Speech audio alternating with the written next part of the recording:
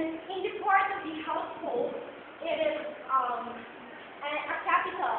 And when it comes in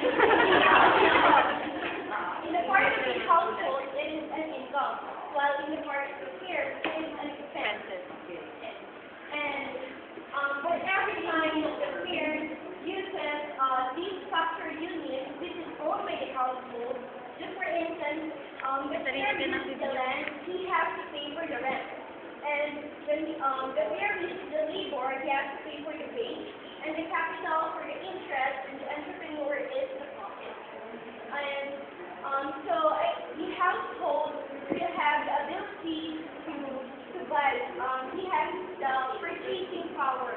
Well, in the part of the affairs, he has the ability to create. And in the